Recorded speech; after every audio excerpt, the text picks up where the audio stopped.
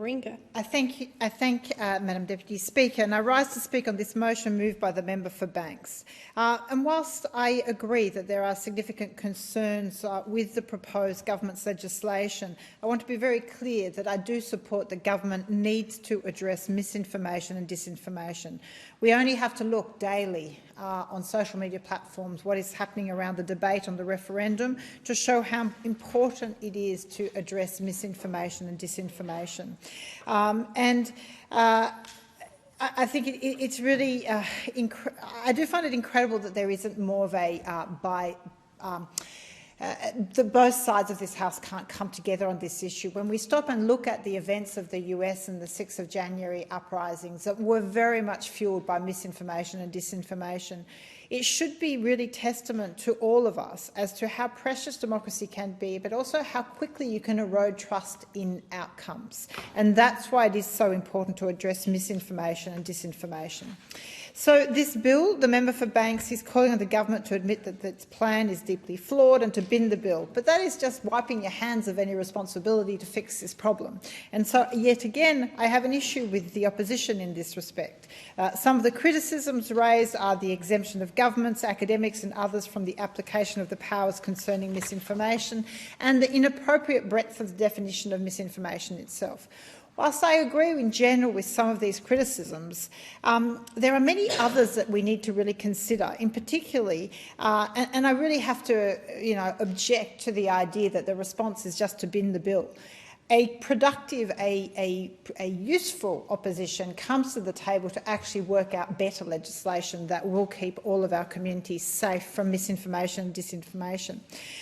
We need to acknowledge the problem of misinformation and disinformation and seek to grapple with the issue it purports to address. And it's just not enough to say bin it and leave it at that.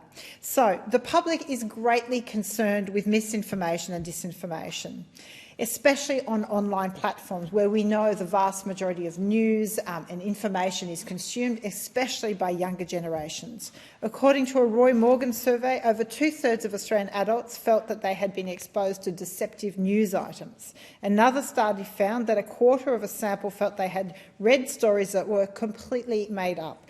More recently, the Australian Institute's exit poll of the 2022 election found that 73% of Australians came across misleading political advertising during the election campaign. And this last finding is particularly disturbing as it strikes at the very heart of our democratic system. So, social media companies and the power they have when it comes to the dissemination of news and information on digital platforms. The current major players of the digital platform area are keenly alive to the public's dissatisfaction with the ineffective regulation of online content. They are openly involved in developing codes for self-regulation, notably the Australian Code of Practice on Disinformation and Misinformation 2021, commonly known as the Digi Code. And ironically, it was the coalition government who were the keen supporters of the development of that code and often hid behind this voluntary code when asked to do more to regulate this sector. But the issue is clearly of major concern to the digital platform providers. The success of this code is yet to be evaluated, as it was only introduced in 2021. But obviously the issue is not going to go away, and the public is open to attempts to curb the more sinister and pernicious effects of rampant disinformation and misinformation online. The concerns with the current approach by the government, I have two major concerns that would address, and I do have to put it to both sides. Ultimately, neither has been particularly in a hurry to address misleading and deceptive political advertising, and in particular in relation to the referenda. So with this proposed solutions private members bill, and this is a reform that is long overdue and supported from voters of both persuasions. We know that it's a concrete and manageable target that can be achieved by existing and well-tried concepts familiar to the courts in relation to misleading and deceptive conduct, without introducing difficult and challengeable concepts such as misinformation and disinformation.